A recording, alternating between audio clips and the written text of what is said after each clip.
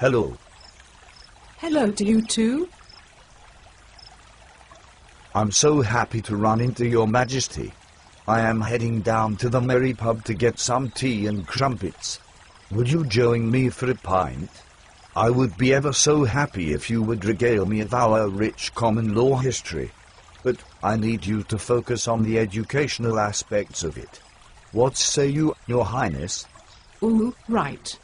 Today is Tuesday, the day which I spend smoking fags and getting bollocks.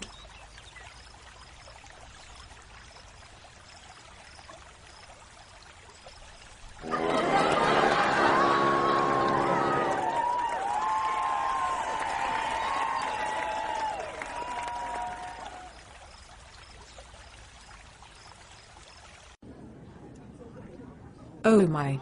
You hang out at ever so lovely a pub. Quite. Your Majesty, please tell me, how did our legal education system come about?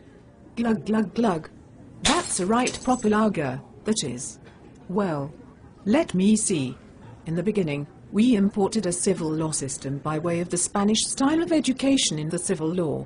This was taught in Oxford and Cambridge.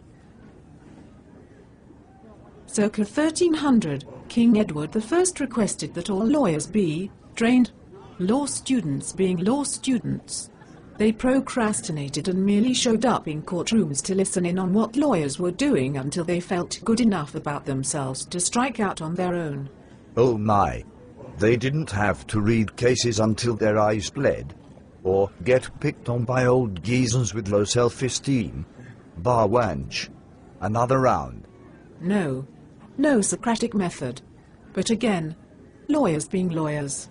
Some hired professional tutors just to show off, and to prove that they were better than the others. So many students were hiring personal, private teachers. Scales of economy led to groups of teachers teaching groups of students. This evolved into a formalized system called the Inns of Court.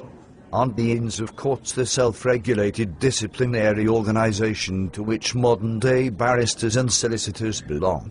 Yes. Inns of Court are similar to state bars in the States. They started off as very specialized schools for future solicitors, teaching only the common law, a subject not worthy of study at Oxford and Cambridge at the time. Those schools only taught the Spanish style of civil law. These schools saw the writing on the wall, and William Blackstone became the first lecturer of law at Oxford in 1753. But the university did not establish the program for the purpose of professional study. Lectures were philosophical and theoretical.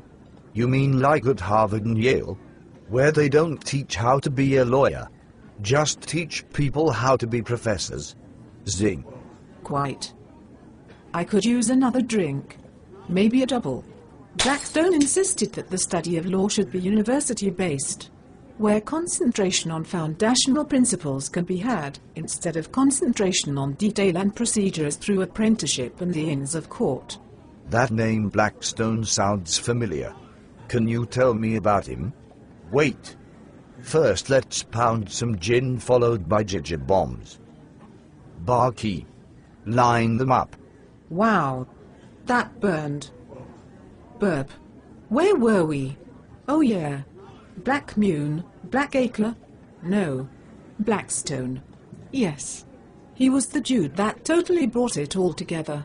He wrote the definitive textbook on the law that was cited like gospel up until the Great War. It was also the most popular text for self-study. That guy was the man. Right. Oh. Does all of the world learn law the same way we do? Well, we do it our way. That is all that matters. Of course, the Yanks also started with our tradition. But just like tea, they screwed it all up. Wow. Who wants to suck a body shot off of my back fat? The Yankees hated lawyers because they were snobby Englishmen. But didn't they adopt a bar in every state? Yes, but they cannot help but take England's ideas and bastardize them. America's first lawyers were imported from England, isn't it? Yes. It all went downhill after that. In 1730, Yankee lawyers were required to finish a 7-year apprenticeship. Then in New York, they needed a 4-year college degree plus 5 years of clerking plus a fucking exam. Of course, the Yanks were not sophisticated enough to pull this off. By 1756, 2 years of college was sufficient. Did their clerkships require them to study carefully selected legal theory? Was there any way to tell if the clerks were learning the information? Hell no. The clerks were overworked with menial tasks. Never had time to study individually. Did they at least learn the law? Huh. They learned the law their asshole boss knew, which was not always correct law. There were no standard legal books. There was no standard set of concepts to learn. If mentorship proved to be shit, when did universities start teaching? It all began in 1793 when William and Mary College gave out the first Bachelor of Law. Snooty ass, Harvard had to follow. That degree sounds like crap. When do they get the real education? Not so fast. Chin chin. My drink is running low. That's better. The first university programs that taught law didn't know what the fuck to teach. Some tried theory and history, others tried cultural studies. The universities assumed that once the students started working, they'd learn what to do. That sounds incredibly stupid. I would not hire a lawyer that could only quote Aristotle in French. When did it start being the pain in the ass? That law school is like today. Yale offered a practitioner portion to their curriculum. But Justice Story at Harvard came up with the idea of learning law as a science, like a trade school, rather than Blackstone's liberal art approach. Did it get Blackstone's panties in a bunch? Of course it did. You idiot. They fought for years. But teaching law as a science with a focus on practical skills won that battle. I am sorry about that, idiot. Comment. You know I love you, man. Okay.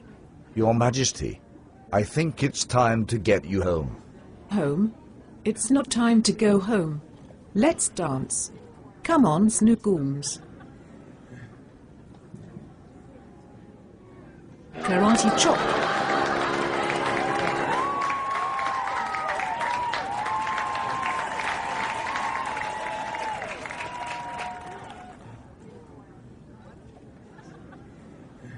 Hello, my fellow Americans.